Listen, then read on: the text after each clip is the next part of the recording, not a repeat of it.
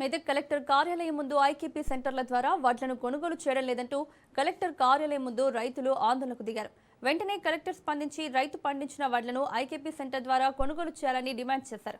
గతంలో ఉన్న కలెక్టర్ పండించిన పంటను వెంటనే ఐకేపీ సెంటర్ ద్వారా కొనుగోలు చేసేదని, ఇప్పుడున్న కలెక్టర్ రైతులను పట్టించుకున్న పాపాన పోలేదని రైతులు ఆవేదన వ్యక్తం చేస్తున్నారు.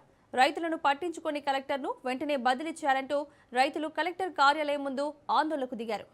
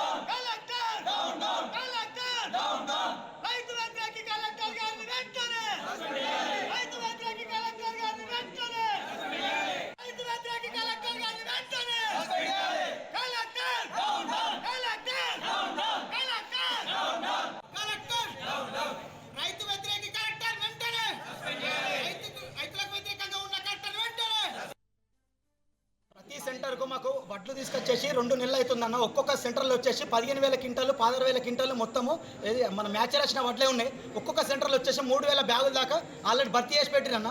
రైతుల ఇప్పుడు ఇంకా 10 రోజులు అయితే వర్షాలు పడే పరిస్థితి ఉంది. ఇప్పుడు ఆల్రెడీ వర్షాలు పడుతున్నాయి ఒక్కొక్క చోట. ఇప్పుడు వర్షాలు పడి కొట్టుకోపోయిన తర్వాత రైతులకు న్యాయం చేస్తారా? అలాంటి కలెక్టర్ మాకు ఎందుకు? ఇంతకుముందు నా కలెక్టర్ వచ్చేసి ఒక్క ఫోన్ కొడితే వెంటనే రెస్పాండ్ అయ్యి ఎక్కడైనా లారీ కొరత రానియకపో. ఈ మేడం వచ్చి నుంచి మొత్తం ఎప్పుడు చూసినా లీవులు అని పెట్టుకుంటా అసలు ఒక్క లారీని కూడా మాకు సప్లై చేయలేకపోతుంది. ఇలాంటి కలెక్టర్ మాకు వద్దన్న.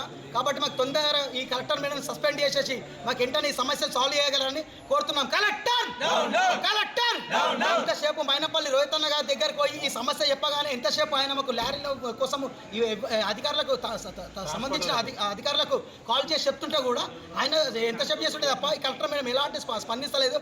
రైతులకు కంప్లీట్గా వ్యతిరేకంగా ఉన్నది. ఇలాంటి కలెక్టర్ మాకు వద్దన్న. కాబట్టి దయచేసి కలెక్టర్ని వెంటనే ఇక్కడ సస్పెండ్ చేయాలని ట్రాన్స్ఫర్ చేయాలని కోరుతున్నాము. దాదాపు కోతలు స్టార్ట్ అయ్యి క్రాప్ స్టార్ట్ అయ్యి దగ్గర 2 నెలలు కావస్తుంది. కల్లాల మీదనే వడ్లు ఉన్నాయి. ఒక్క కల్లం కాడ 2 లారీలు కూడా పోయిన లారీలు దిగుతలేవు.